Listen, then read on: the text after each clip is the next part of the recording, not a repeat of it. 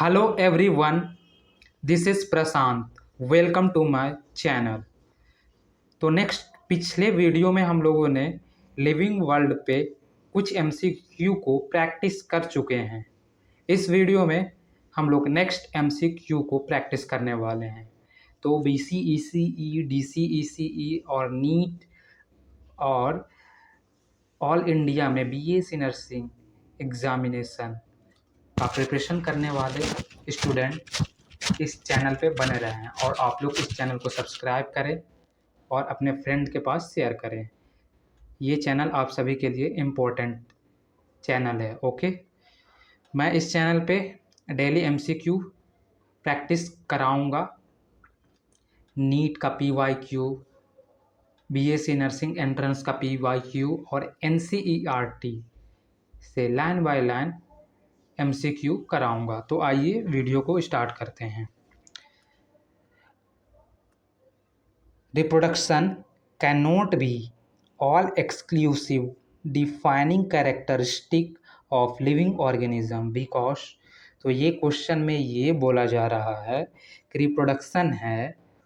Reproduction को living organism में defining property के रूप में नहीं लिया जा सकता है। क्यों? मतलब all exclusive defining living organism के ऑल एक्सक्लूसिव डिफाइनिंग कैरेक्टर में रिप्रोडक्शन को क्यों नहीं लिया जा सकता? तो इसका राइट ऑप्शन क्या होगा? Option number A, all living organism do not so grow.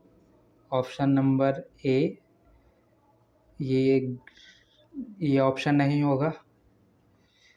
Option number B, many organism do not reproduce. मतलब कुछ ऑर्गेनिज्म है जो रिप्रोड्यूस नहीं कर सकते हैं। ये option number B right option होगा। ऑप्शन नंबर बी, मतलब कुछ ऑर्गेनिज्म है जो रिप्रोड्यूस नहीं कर सकते हैं। देखो, सभी ऑर्गेनिज्म रिप्रोडक्शन नहीं करते हैं। ओके, तो इसलिए हम लोग कह सकते हैं कि एक लिविंग ऑर्गेनिज्म में जो रिप्रोडक्शन है उसको ऑल एक्सक्लूसिव डिफाइनिंग कैरेक्टर के रूप में नहीं ले सकते हैं। जैसे कि कुछ ऑर्गेनिज्म जैसे में म्यूल्स, स्टेराइल वर्कर बी और infertile human couple. Mules, sterile worker bee और इनफर्टाइल ह्यूमन कपल्स, ये तीनों रिप्रोड्यूस नहीं कर सकता है। ओके, तो हम लोग ये कह सकते हैं रिप्रोडक्शन लिविंग ऑर्गेनिज्म के ऑल एक्सक्लूसिव डिफाइनिंग कैरेक्टर नहीं हो सकता है। ओके, अब हम लोग नेक्स्ट क्वेश्चन की ओर चलते हैं। ऑल लिविंग ऑर्गेनिज्म शो करते हैं self replication, evolution, self regulation and respond to external stimuli. Option number D, all of this. तो इसका राइट ऑप्शन होगा ऑप्शन नंबर डी। देखो, एक लिविंग ऑर्गेनिज्म सेल्फ रेप्लिकेशन कर सकता है, एक लिविंग ऑर्गेनिज्म में इवोल्यूशन होता है और एक लिविंग ऑर्गेनिज्म में self regulation and response to external stimuli, ये भी प्रेजेंट होते हैं, ये भी कैरेक्टर होते हैं। तो इसका राइट ऑप्शन होगा ऑप्शन नंबर डी। ओके, अब हम लोग नेक्स्ट क्वेश्चन को देखते हैं। The sum total of chemical reaction occurring in our body is called. मतलब एक बॉडी में, एक हमारे बॉडी में जितना भी केमिकल रिएक्शन होता है उसके सम को क्या कहेंगे? तो option number A, metabolism. Option number B, homeostasis. Option number C, catabolism. Option number D, anabolism. तो इसका राइट ऑप्शन होगा option number B, option number A, metabolism. Metabolism क्या है? एक ह्यूमन बॉडी में जितने भी केमिकल रिएक्शन होते हैं उस केमिकल रिएक्शन के सम को मेटाबॉलिज्म कहते हैं। ओके, तो राइट ऑप्शन होगा ऑप्शन नंबर ए। अब हम लोग नेक्स्ट क्वेश्चन की ओर बढ़ते हैं। विच of the following statement is incorrect? हमें इतने सारे स्टेटमेंट दिए गए हैं, तो इन चारों स्टेटमेंट में से हमें ये बताना है कि कौन सा स्टेटमेंट इनकरेक्ट है, मतलब गलत है। ओके, तो फर्स्ट स्टेटमेंट है all plants, animals, fungi and microbes exhibit metabolism. तो ये सही होगा। सभी प्लांट्स, सभी एनिमल्स, सभी फंजाइस और सभी माइक्रोब्स ये सभी मेटाबॉलिज्म को शो करते हैं। देखो, मेटाबॉलिज्म को वही शो करेंगे जो लिविंग है। ओके, मेटाबॉलिज्म को हम लोग डिफाइनिंग कैरेक्टरिस्टिक के रूप में मानते हैं। ओके, जिसमें जिस लिविंग ऑर्गेनिज्म में मेटाबॉलिज्म है वो डिफाइनिंग प्रॉपर्टी है लिविंग ऑर्गेनिज्म का। जैसे डिफाइनिंग प्रॉपर्टी के रूप में मेटाबॉलिज्म हुआ, कॉन्शियस हुआ, सेलुलर ऑर्गेनाइजेशन हुआ। ये तीनों क्या है? एक लिविंग ऑर्गेनिज्म के डिफाइनिंग प्रॉपर्टी हैं। ओके, अब हम लोग देखो ऑप्शन नंबर ए हो गया, ऑप्शन नंबर बी देखते हैं। Interaction among the molecular components of organelles result into the property of cell organelle। ये भी राइट ऑप्शन होगा, सही ऑप्शन होगा। मतलब मोलिक्यूलर कंपोनेंट के इंट्रैक्शन से, मतलब आपस में इंट्रैक्शन से ऑर्गेनल्स मतलब सेल ऑर्गेनल्स बनते हैं। ओके, और option number C property of cellular organelles are present in molecular constituent of organelles. ये ऑप्शन गलत होगा। Okay, cellular organisation, option number D, cellular organisation of body is the defining feature of living form. ये भी option सही होगा। तो incorrect statement क्या है? Option number C, property of cellular organisation are present in molecular constituent of the organelles. Okay, अब हम लोग नेक्स्ट क्वेश्चन को देखते हैं। Property of organs are, organ के प्रॉपर्टी क्या होते हैं? Present in constituent cells, option number A. Option number B, due to different cell in them, option number C, due to their similar origin, option number D, a result of interaction among the constituent tissue। तो देखो property of organs क्या होता है? देखो सबसे पहले cell है, एक सेल है, बहुत सारे सेल मिलके टिश्यू बनाते हैं, टिश्यू मिल करके क्या बनाते हैं? ऑर्गन। ओके, बहुत सारे ऑर्गन मिल करके क्या बनाते हैं?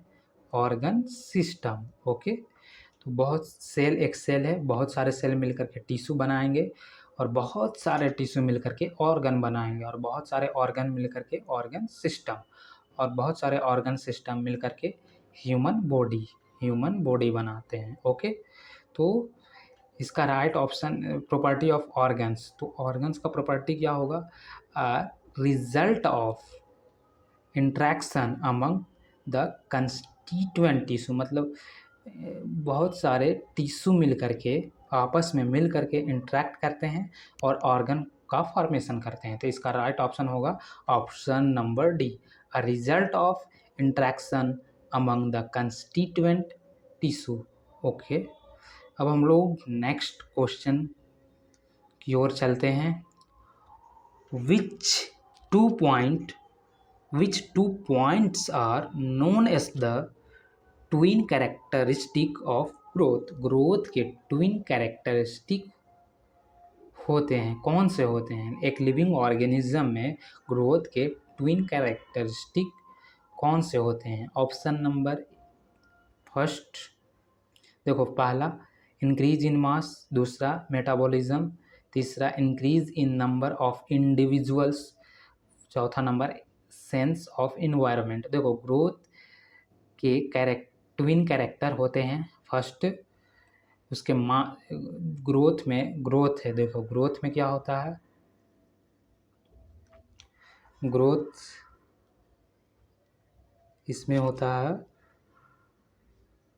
इंक्रीज इन मास, मास में इंक्रीज होना चाहिए, और in number, increase in number, number में इंक्रीज होना चाहिए। ओके, तो इसका राइट ऑप्शन क्या होगा? Option number D, option number D, पहला और तीसरा, इंक्रीज इन मास और increase in number of individual. जब किसी ऑर्गेनिज्म का ग्रोथ होगा तो उसके मास बढ़ेगा, इंक्रीज इन मास, और नंबर ऑफ इंडिविजुअल बढ़ेंगे, तो हम कह सकते हैं तो एक लिविंग ऑर्गेनिज्म का ग्रोथ हुआ। तो ऑप्शन नंबर डी सही होगा। ओके, अब हम लोग नेक्स्ट क्वेश्चन की ओर बढ़ते हैं। Growth by cell division occur dash in plant and dash in animal. इसमें ये कहा जा रहा है कि प्लांट में, देखो, sorry, growth by cell division occur dash in plant and dash in animal. इसमें ये बोला जा रहा है कि प्लांट में जो सेल डिवीजन है, प्लांट में जो ग्रोथ है वो सेल डिवीजन के थ्रू होता है। तो देखो, growth by cell division, cell division के द्वारा ग्रोथ प्लांट में होता है, कंटिन्यूअस होता है, या सर्टेन एज तक होता है, या नहीं होता है, इसमें ये पूछा जा रहा है। और ग्रोथ जो सेल डिवीजन के द्वारा होता है एनिमल में, वो कंटिन्यूअस होता है, एक सर्टेन एज तक होता है, या नहीं होता है, या कंटिन्यूअस ही होता है। तो देखो, प्लांट में जो ग्रोथ होता है ना, वो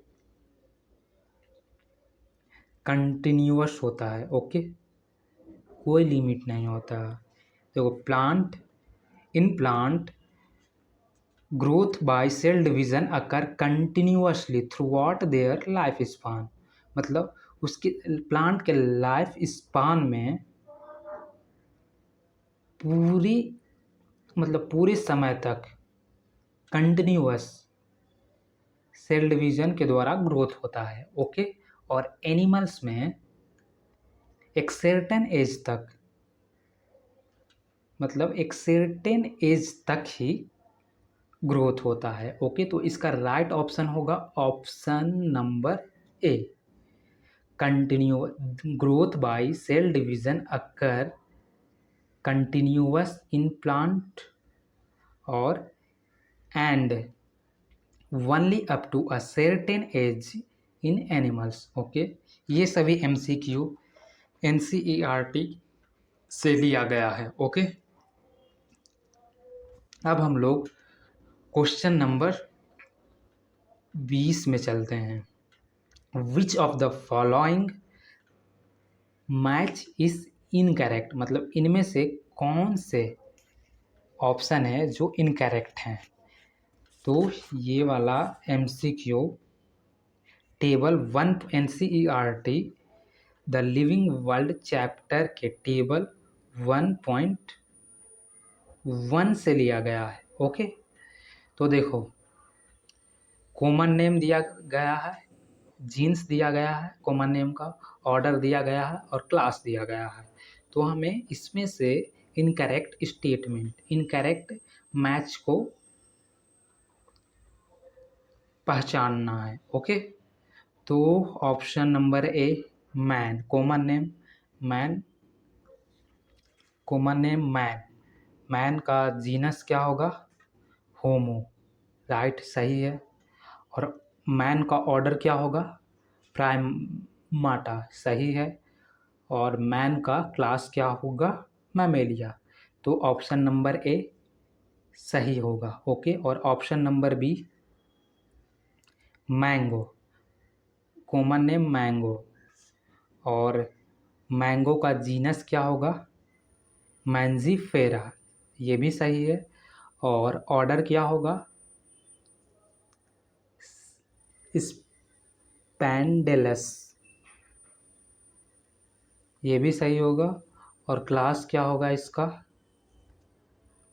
डाइकोटिलिडेनस। ओके, तो ऑप्शन बी भी सही होगा। ओके, अब हम लोग ऑप्शन नंबर सी को देखते हैं, हॉर्स फ्लाई। हॉर्स फ्लाई, इसका जीनस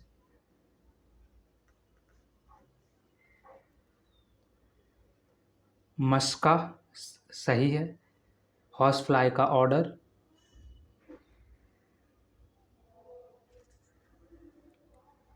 कोलियोपेट्रा, ये रॉन्ग होगा। हॉर्स फ्लाई का ऑर्डर क्या होता है, डीप्टेरा, डिप्टेरा। ओके, तो हॉर्स फ्लाई का ऑर्डर क्या होगा, डीप टेरा। ओके, डीप टेरा। और क्लास क्या होगा, इंसेक्टा। तो ऑप्शन नंबर सी है वो यहाँ पे ऑर्डर में गलती किया है। हॉर्स फ्लाई का जीनस मस्का होगा, सही है। और ऑर्डर डीप तेरा होगा, डीप टेरा। और क्लास इंसेक्टा, ये भी सही है। तो ऑप्शन नंबर डी ऑटोमेटिक सही हो जाएगा। वीट, इसका जीनस ट्राइटियम, और ऑर्डर पुआल्स, और क्लास मोनोकॉटिलिडीनस होगा। तो राइट ऑप्शन होगा ऑप्शन नंबर सी, मतलब ये गलत है इन चारों ऑप्शन में से। ओके, अब हम लोग नीट का PYQ देखते हैं। ओके, ये वाला क्वेश्चन है वो नीट 2011 का है। ये क्वेश्चन नीट 2011 का है। ओके, ये वाला पहले AIPMT हुआ करता था, तो उसी में आया हुआ है। तो इस क्वेश्चन में क्या कहा जा रहा है, which of the following aspects is an exclusive characteristic of living things. तो इन सभी में से एक लिविंग थिंग्स के एक्सक्लूसिव कैरेक्टर क्या हैं। तो ऑप्शन नंबर ए देखते हैं, isolated metabolic reaction occur in vitro. Option number B, increase in mass from inside only. Option number C, perception of event happening in the environment and their memory. Option number C, increase in mass by accumulation of material both on surface as well as internally। तो इसका right option क्या होगा, इसका right option होगा option number C, perception of event happening in the environment and their memory। Okay,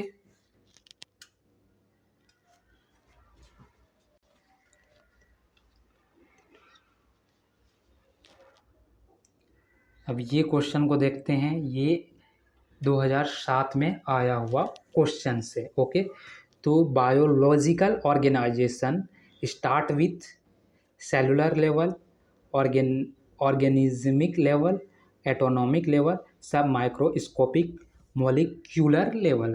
तो biological organisation start होता है किसके साथ होता है, ऑप्शन नंबर डी इसका राइट ऑप्शन होगा,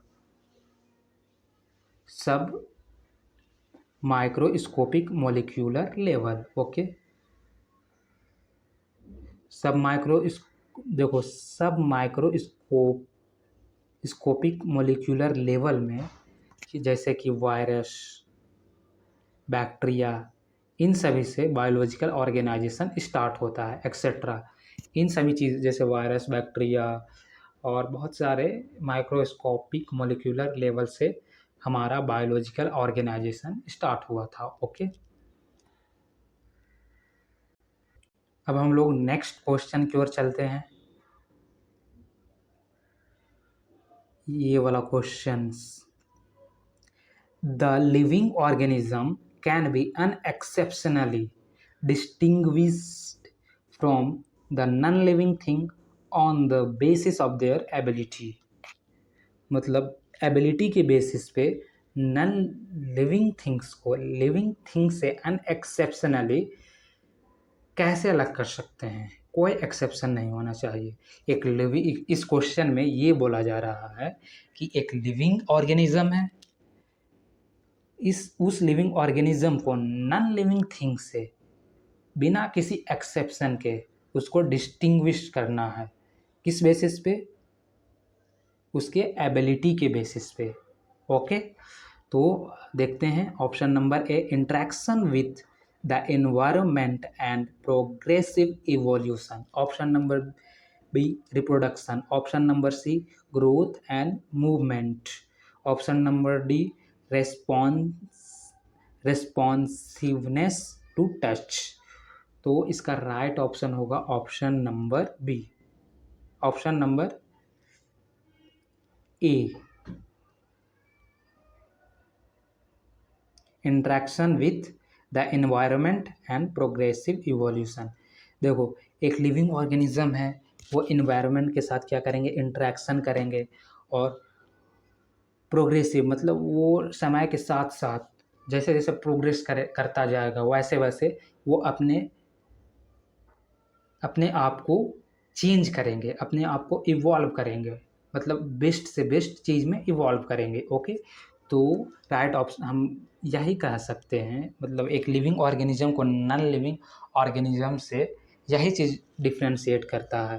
एक लिविंग ऑर्गेनिज्म है, वो इन्वायरमेंट के साथ इंट्रैक्शन करता है।